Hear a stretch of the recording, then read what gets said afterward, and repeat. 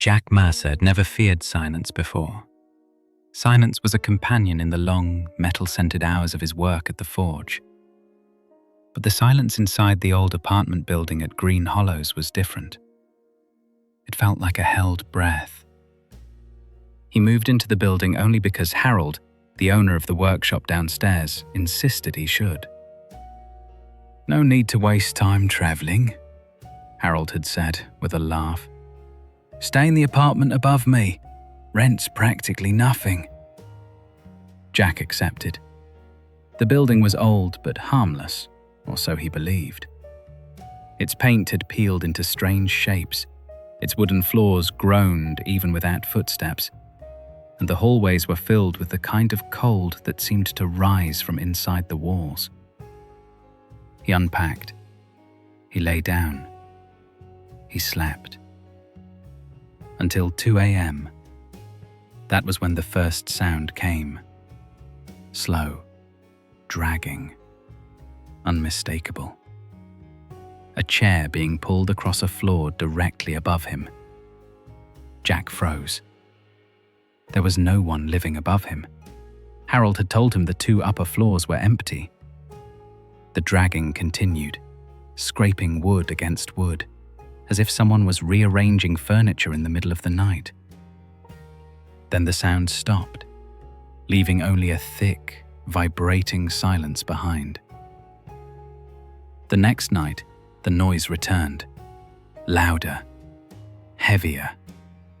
Something rolled across the floor above him, hit a wall, bounced slightly.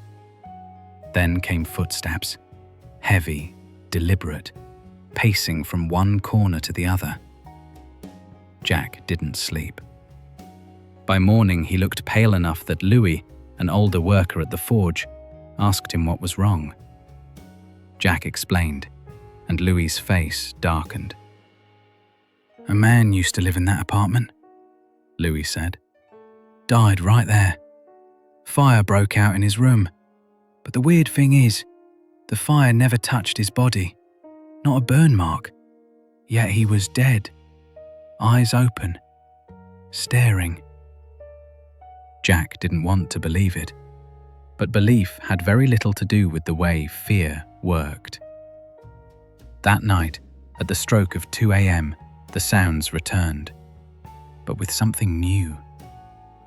A whisper. A voice so close it felt like it was breathing beside his ear. "Don't come up." Jack bolted upright. He was alone, but the whisper lingered in his mind like a stain.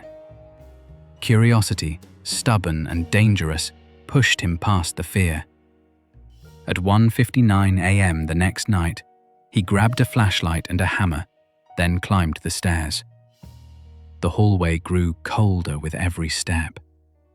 The door to the upper apartment was locked with a rusted padlock, and behind that door, movement. Not frantic, not panicked. Slow, as if whatever was inside knew he was coming. Jack smashed the lock. The air inside the apartment was stagnant, thick with dust. But the dust held trails. Fresh marks of chairs dragged across the floor. The walls bore a single handprint, dark, smeared, recent. He swallowed hard. In the back room, one corner was charred black, though everything else around it seemed untouched. A metal chair, identical to the ones in the workshop, lay snapped in half on the floor. The temperature dropped. Something was behind him. The voice rose again, stretched, thin and wrong, as if coming from a throat that no longer remembered how to shape words. "You shouldn't have come up." Jack ran. He didn't look back, not even when the footsteps followed him to the stairs, and stopped only when he reached the workshop below. When Harold returned from his trip days later, Jack told him everything. Harold didn't shout or scold him for breaking the lock.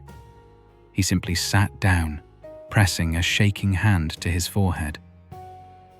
"You should have left the door shut," he whispered. He never explained what he meant. Jack moved out that same night. He went back to his family home, miles away from Green Hollows. But at 2 a.m., the dragging started again. Above him, even though his family didn't have an upstairs. And every time the sound came, so did the whisper. "You already came up, and I'm still here."